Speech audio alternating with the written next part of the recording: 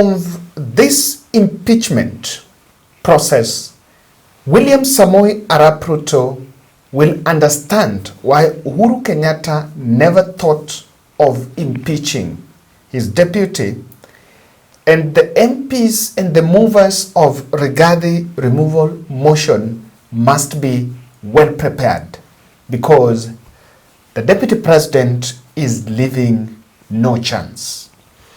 And as I had really been vouching for the DP to move through the process to face the impeachment, it is confirmed Rigathi Gachagua will not resign as earlier anticipated, but is going to face the impeachment. And so, all hands on deck. Explosive press briefing on Monday evening have sent the whole government under the bus. And now they are wondering where next, or where should they start.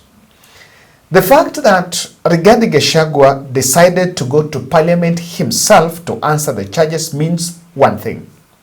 He's ready to go down with the whole government.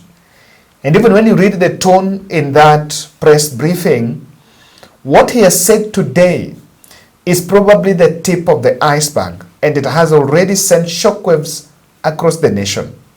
What he will say tomorrow, no one knows. One thing for sure, there will be casualties. Rigathi is not going to blink. There are mixed reactions on whether that press briefing was ill-advised or it was the best thing. I will answer that. The first I want to say, education is an equalizer. And that is why we took undertaking a responsibility to support Juliet. Juliet here was supposed to join Murang'a University, but things did not work well. And a month later, after the date of admission, 27th August, he had not joined. And finally, on 8th October, tomorrow, I will be in Murang'a University for Juliet admission in that institution. So we have been fundraising. Tomorrow I'll be there. I believe between now and midday, we'll be able to fill the gap, a deficit of, I think, only 6,000. So that we can do the target. We'll be within the target. That is the only deficit that we have. I speak, I think I have around 93,900 and something. Yeah. So I'll be so glad for this, because education is really an equalizer. And thank you very much, guys, for coming through. Yeah, for this month I've done 2. Both were needy. Really, really very urgent. So I'll be there. Just the few that remain, if you can send in your contributions between now and probably midday tomorrow, I'll be grateful. I'll be able to achieve the target and finish this. Now, I want us to read a couple of tweets here of different Kenyans that have reacted. 3 Kenyans, or rather 3 political commentators. Stephen Mutoro. He's saying, if this was a legal trial, the deputy president, the DP Rigathi Gachagua, would have totally shredded Mwengi Mutuse allegations. He will be paying fines. Indeed, Paul Mwite and team have done a great defense. 21 gun salute to him. As for Riggy G, he has surprised me on a superb performance, especially on change of emotions, on being tearful over the misinformation of his deceased brother, Nderitu Gachagua, to several jokes of new Riggy G's born after winning the war against drugs. His talk on abductions, Norjin Haji, and inhumane evictions is touching in scooping public sympathy.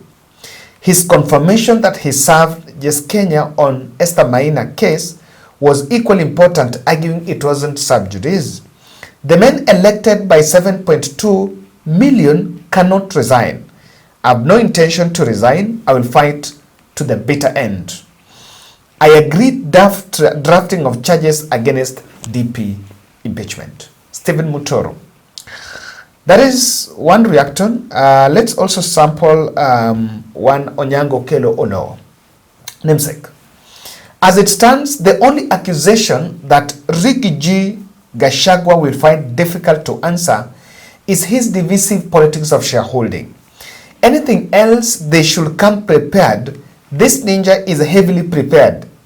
He has done his research and he is ready for the war. Like a cat under siege, you have nothing but to fight. Nigga apologized just to wink the prosecution. He has no power to defend himself, but beg for mercy. Woo into the prosecution. If they relaxed thinking this motherfucker is done, they will, okay. Bwana, Rigathi Gachagua is playing high voltage politics of mind games and bait. What he's doing now is throwing prosecution into a state of confusion. He's disconstructing their argument and is forcing them to get into defensive. Knowing Gachagua is very good at debates. Those are some of the reactions. Now, Wahome Thuku have also said something. Let's look at what Wahome Thuku is saying. Rigathi has succeeded to direct the attention of the whole nation towards parliament. No. I love where this is what Wahome Thuku is saying. I love where Gachagua has left us tonight. Both supporters and haters, we are left with one dry statement. He must be impeached. We don't even know why now. The little we knew, he has whitewashed it. Even MPs are sleeping not knowing why they will be impeaching him. All they know as they get into their pajamas is that they must impeach him. It's a bit difficult for these MPs. I want to look into something here. I want to now break this analysis into twofold. The first part is I want to look into well, what is this? Yes, what is this? Let me just break it down. Yes. Now, I want to interpret observations behind that objective. The observation, what was Rigathi Gachagua's script on that press briefing. He had some targets. I want to look at those targets.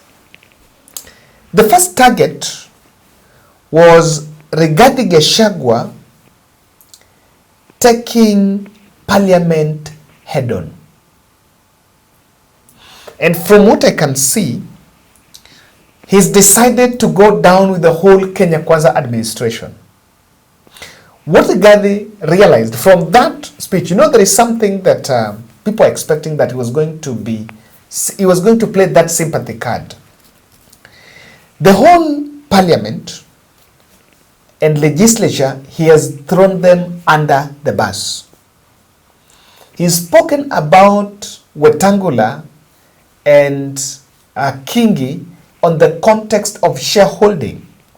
And he's asking why Wetangula and Kingi will actually be in the forefront and take a position on a matter that he has to be impeached, while themselves they were crafters of shareholding in some sort of power sharing deal. Kenyans, I'm talking about this agreement that was signed by President William Ruto and almost everybody else on how power will be shared. I've never talked about sharing resources. I have been talking about power sharing for people to get what they deserve in sharing power in accordance with this agreement. Like, for example, in an agreement between UDA, ANC, and Ford Kenya, the UDA would nominate the president and the deputy presidential candidates, which has happened. I got my share, although I have no share certificate. The president would guarantee the stature, dignity, financial, and operational autonomy of those of the deputy president. It's in the agreement. The office of the deputy president will be allowed specific duties identified at Article 21 of the agreement. ANC will be allocated a position of prime cabinet secretary to be established within 14 days. It was given to Musalia. The office of the deputy president, Ford Kenya will be allocated the position of the Speaker of the National Assembly, which was given to Moses Wetangula. In accord with Article 2.1 of the Power Sharing Agreement, ANC and Ford Kenya would have a 30% share of national government positions. So, the Honorable Musalia Mudavadi, the Honorable Wetangula, and the people of Western, please don't condemn Rigathi Gachagua. The agreement is here, defining your share in the government. It is not me. I did not sign this document. It was signed by Musalia, Wetangula, and President William Ruto. So when I say about this share thing in terms of positions, I've never talked about resources, about development. Although it is also here, is that regions bargained with the president for shares. Musalia Mudavadi and Moses Wetangula bargained for 30% of shares within the Kenya Kwanza government. Although they were also supposed to give us 70% of the vote, which they did not. Nevertheless, since they gave a certain vote, they are still entitled to some share, one way or. From this speech, Rigathi Gachagua is telling the country, clearly there's something he's telling the country. Rigathi Gachagua is telling the country, he has realized that those MPs are going to impeach him. And there is nothing he can do about it. Truth. There is nothing he can do about it. His approach and the tone in that press briefing is to say the truth against anyone and everyone. It doesn't matter. Many would have thought he needed now to go to massage the egos of the MPs and those ones and those and the two houses. But he has gone there full blown. In the spirit of being truthful, he seemed to have some intelligence that Parliament and Senate are going to impeach him. So what is decided, he must take the fight head on and go with the people. The second target was William Ruto. And I think this, if his lawyers were, when his lawyers were working on his defense, I indeed agree. They did a lot of homework. They did a lot of research. I do analysis and I fancy analysis that is research-based, that someone do some research. Now on this one, you can take away everything from Rigathi's defense, but he did research to achieve persuasion. Remember, it is a departure from sympathy to persuasion. It is now a blend of two, because when he's talking about, and I'm going to look at that, but let me just expound on this issue of Ruto head-on. He's saying that some of these things are being accused of, even Ruto was doing them. Now, listen to these three clips. When he was talking about the fact that his children were doing business, he's saying he knows children of some people who are stashing money in some offshore accounts. He's talking about when President Ruto was a deputy president, he attacked Attorney General, he attacked the Inspector General of Police and NIS. And of course, it is in public domain. And the other party is saying that he was used, a spent cartridge, only used to attack Uhuru Kenyatta. Then after that, he's now being dispensed. So he's decided to take that war in the doorstep of William Ruto himself. Since this hotel opened, 45 Kenyans are back to work. The mama mboga we talked about during our campaign are supplying vegetables to that hotel. The local butchers are supplying meat to that hotel. The traditional Moboko dancers come every weekend to entertain the tourists and get some payment. The tourism circuit of the Abadea is back because of these two young men who are now being demonized as crooks, as criminals, who should not invest in their own motherland because they are the sons of the deputy president. The deputy president of the Republic of Kenya spends a lot of time in one of his functions that he has been given by the president to coordinate development partners and look for investors. Why should the deputy president go to look for foreign investors when his own children can invest at home?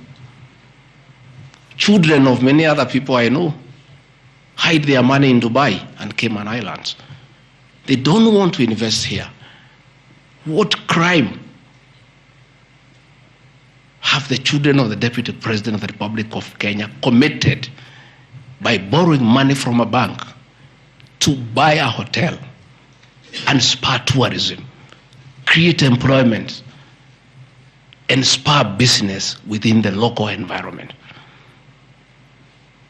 These boys are so demoralized, asking me, Dad, why didn't you advise us?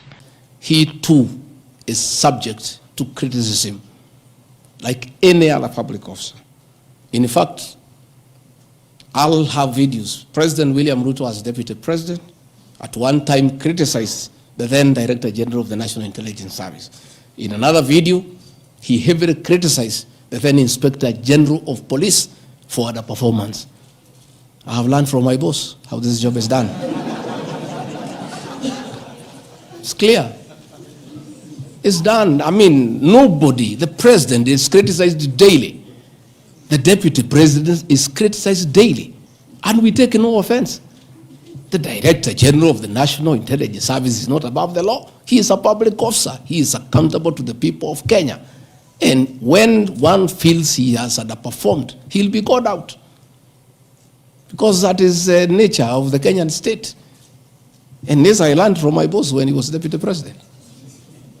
Again, there was an issue that the president and I committed ourselves publicly that never again in our administration shall ever we allow abductions and extrajudicial killings. Despite the police keeping on misleading the president to say that there are no abductions, you all know, you have evidence on video that they have happened. And that is what I commented, and I said it is wrong. And because I'm a truthful person, I'll say what is wrong when it happens. Despite the fact that I am compelled by the principle of collective responsibility to be part and parcel of every decision made by government, that I'll continue to do so, but only those decisions that are constitutional and within the rule of law. Abductions and judicial killings are unconstitutional. I will never support them.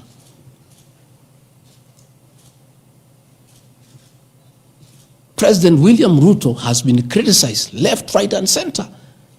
I have not seen him take anybody to court for criticizing him. Why is Rigathi being impeached for calling out the Director General of the National Intelligence Service? The Deputy President is criticized daily. The judiciary is criticized daily. The media is criticized daily, including the Star, whom I have criticized today. But that is as far as it goes. And again, despite being just the Deputy President, I enjoy a constitutional right in the Bill of Rights, freedom of speech. And if the Director General... And anyway, the owner of the dog is the president. The owner of this motion is not Mwengi Mutuse. No, it's not. I tend to think Mwengi was given a document. Mwengi was given a document to go and present. The owner of the dog is Ruto. So just listen to those three sound bites. The other third target are the movers of the motion.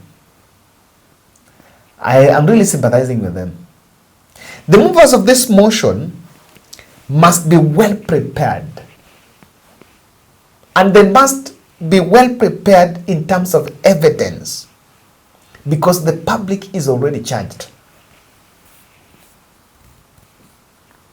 Well prepared. And why? the state seemed to lack substance, but state thrives in machinery. That is why you will see that a government will lose so many cases on policies and maybe programs they are rolling. Why?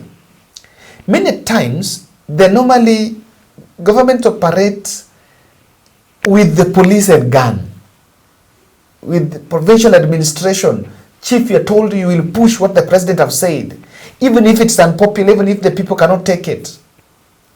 A state agency, you're told you're going to do it. You're told parliament, there've always been a whole machinery in government. And this can be well seen in this regard impeachment. There is a high likelihood that even Mwengi Mutuse has told the DP or through intelligence that they don't have evidence. And they better come to parliament with evidence, because Rigathi is going to embarrass them. If they're not going to be well prepared, I can tell you for sure, Rigathi is going to embarrass them. So that was, I'm telling you, there were 4 targets. The impeachment is creating a ground for a grand rebuttal of Ruto Rigathi in 2027. It's coming out clearly. The other third target was the members of the public. Wanjiku. The members of the motion are struggling to get a nexus between Rigathi faults and how government has failed. So and the movers of the motion are more focused on Rigathi's head, but they cannot tell Wanjiku how taking Rigathi's head away is going to take drugs in the hospital. They don't seem to have that answer. The movers of the motion are a bit individualistic and are personally are taking their missiles targeting Rigathi's head. But behind all this, Wanjiku don't seem to understand, is removing Rigathi going to end abductions? No. And that is why you hear Rigathi is standing on the edge of Wanjiku and is saying, there are things I will not support. Abductions. I will not support, even if there is a whole, even if it is a cabinet decision, a whole government approach. I am not going to support. And I can tell you, they better come with the evidence, because the members of the public have already, now, when movers of the motion will appear in parliament tomorrow, they must be defensive. They must defend, because Rigathi have already charged them against the masses. They are condemned. So if they go there with the motions and say, because we are meant to set up lazima tumtoe, the members of the public are waiting. Now, was it a bad decision to call that press briefing? Was it necessary? Opinions are divided. From my end, from where I'm seated, my few instincts on crisis communication and crisis management, the decision to speak to the country was a well thought out strategy. Contrary to observers who feel Rigathi needed to use silence as a tool. Rigathi needed to use silence as a tool. Contrary to that, that decision was was actually a super decision. And I want to defend my position by saying this. In the parliament, rather in that press briefing, for the 2 hours that he was there, he was speaking uninterrupted. And it was one way. So he had the airtime of the country. He would get the audience to explain his side of the story. Remember when he started, he was saying that the accusers went for public participation and just took their aggressions against the deputy president to the people without hearing from him. So the people of Kenya were asked to pen their decisions on how they think without hearing from the deputy president. And to him, he's saying that is unfair. That is why he was saying that it is only fair for the people of Kenya also to hear what the deputy president was saying. So why that was a good choice? I can tell you, I consume media. I'm not just in this place, but I also consume. The state had used successfully the print media. They had boxed the print media. The kind of headlines, if you check the headlines that the mainstream print media was running just since Monday last week, the day that impeachment was done, to Sunday this week, for the last 1 week, those headlines were really pro that impeachment. They were not, to my end, Rigathi did not have the right of reply. Those headlines were full of what the movers of the motion have said. Yes. So this press briefing was easy to give the deputy president a right of reply and probably create a balance. And that is why towards the end he's saying, at least he cannot blame them because they were so writing, and he was even picking the star. There were so many writings against him, but they had not had his side of the story. So to my end, that is very important. Number two, after that apology backfired. And some Kenyans thought, really felt like Rigathi made a mistake, because sometimes when you apologize conditionally, number one, you are saying apology can be seen as begging. And apology can also be seen as fault, guilt. You know, sometimes when you are guilty, you apologize. You can't apologize when you are wrong. So when some shosho saw a video, maybe a story that Rigathi Gachagua ameomba msamaha, someone in the tiny villages of Kapsowar or the leafy suburbs of Masube where I was born would actually think that Rigathi alirealize alifanya makosa ndio maana anaomba msamaha. So I think his advisors realized he goofed. Now what did he have to do? He had to come back to his combative character. He had to take the combative edge, because that is what was going now to show beat his supporters about the real thing. The other factor why that was also done, he wanted to push the movers of the motion to a corner, and he has put them in a very tight corner, because he's told them, I have evidence. Remember, the time has passed. They can now not add any other evidence. I only have one request. The two areas that Rigathi goofed. The first one, this point of these properties belonging to the brother is very questionable. Why? Why would a brother just, the success, who is supposed to take the estates of the brother is supposed to be the wife and the family. But the way he's explaining, he seemed to have succeeded more from Rigathi Gachagua than even the wife. So to that extent, government can try to disarm him by maybe letting the wife of Rigathi Gachagua to swear some affidavit, but time has also lapsed. But hapa mbele kitu ikiendelea, if there will be chance for more affidavits to be sworn, the government might go after the widow of Rigathi Gachagua and contravene him. And that would have really disarmed him. So to that end, he played, probably it might be true or false, but that succession, he must have the evidence, the paperwork of that evidence, admissible evidence. Otherwise, he will also be very careful. Number two is this part of KEMSA. There seems to be some responsibility where he used his office to, he called someone around it.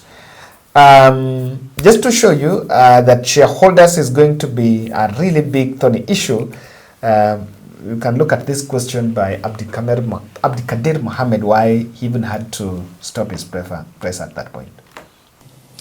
Regarding your shareholding question, I'm sorry to hold you to account, Mr. Deputy President, that the context in which you have provided the agreement between the parties, the Kenya Kwanza parties, and your defense is different. This is what we said in Kericho County, that this government on February 2023, this government is a company, you told the people, that has its shares. There are owners who have the majority of shares and those who just have a few, while others do not have any. You invested in this government, you told the people of Kericho County, so you must reap. You sowed, you tilled, you put manure and irrigated. Now it's your time to reap. Some few months later, the High Court quashed the appointment of more than 1,406 KRA officials. And the judgment? 700 of those officials were either from the Kalenjin or the Kikuyu community. How much of a responsibility will you take, being part of the presidency, of such gross locking out of Kenyans who qualify, who are competent, who merit, yet half of those appointments went to only 2 communities? That's enough. Thank you. One, the issue of Justice Minor is sub judice. I don't want to discuss it because it's a matter before court, but I'll be able to give you the date when we filed so that you can follow the petition. As to the issues that this motion cannot find its way to the Assembly without the President nod, that is true. It can't. It has its nod. As to the issue of shareholding, again, this is a matter that I will be prosecuting. By answering your question, I'll delve into the merits and the demerits of the argument that will come up. But I also want to remind you that I did not say that it's a company. I said like a company. Like. You look at the clip, it's there. Like, I gave an example. And a company has shareholders. I've just read to you, there's 30% here for somebody. That's what I was saying. I was just being truthful without removing the agreement. Again, I am not responsible for making appointments in Kenya. I don't make any appointments. The Deputy President does not appoint anybody. You know, the appointing authority. Ladies and gentlemen, because my lawyers tell me we don't want to delve into the merits and the demerits of the presentation that I've made. Yes, Karanja.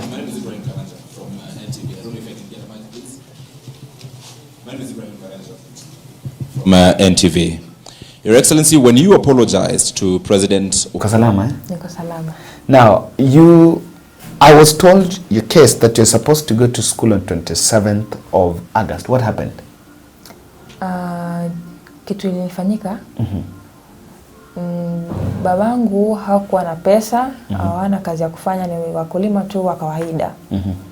Na kwa hizo siku ambazo nilikuwa nafaa kujoin August 27th, by the course of the 2 weeks before that date, sistangu alikufa. Na sasa everything changed, tukaanza kuplan about the mazishi. Na sasa tukimaliza, wenye walimpromise watanipeleka shule walisema tusha kusaidia kwa mazishi, hawezi kunisaidia kwa ni kujoin kwangu. So tukasema hiyo ishapita hivyo. Sasa siwezi kwenda shule mpaka siku yenye Mungu atajua. Sasa mimi nikiambiwa, now he's taken me to Kiswahili. Yule mbali aliniambia issue yake ni basa wao, Nicholas Ogala, ambao is our subscriber here. So Nicholas aliniambia kwamba alikutafuta akiwa kwamba anaambiwa kwamba ulikuwa umepita na uko nishukuru kwamba pata grade gani? B plain. Wow, congratulations guys. B plain, eh? Na alifanya fanya agricultural engineering, eh? Wow. So Juliet alifaa kujoin Murang'a University kufanya agricultural engineering, lakini ikawa kwamba haikuwa inawezekana, na umedhibitisha kwamba unafaa. Niliambiwa kwamba ikiwezekana unafaa uende on Tuesday. Yeah, on Tuesday. On Tuesday. Yeah, so guys, that is it. Anafaa a join on Tuesday, and the hostel you didn't get. That's what we confirmed. Is Elisha. So ile nyumba they mentioned is around 5,000. Yeah. Inaweza ishi. So apart from the house, our plan is if you get the house, that house that goes at 5,000, hiyo nje karibu na university, eh? For first year lazima uishi karibu na university. Now, so we are looking for around 50,000, number one, to pay 10 months for that house kwa sababu atakuwa anaanza kuishi nje. We believe that by that time pia other factors shall have come into play, and hata nimeuliza wale ambao wako hapa kwamba you can also sponsor Juliet. I believe it's also going to be very possible. Then apart from that, ile band umeweka wanataka 20,000 for fees. Yeah, 20,000. So what we need is the 50,000 at least to pay 10 months rent for Juliet. You're going to pay 20,000 for the band, your fees. You've applied the others? Yeah, scholarship. Yeah. Yeah, na help. Help. Scholarship peke yake. Oh, na scholarship peke yake. So after that, is in a band where I think 20,000 is what is needed. Then what else will remain is the requirements and maybe some pocket money.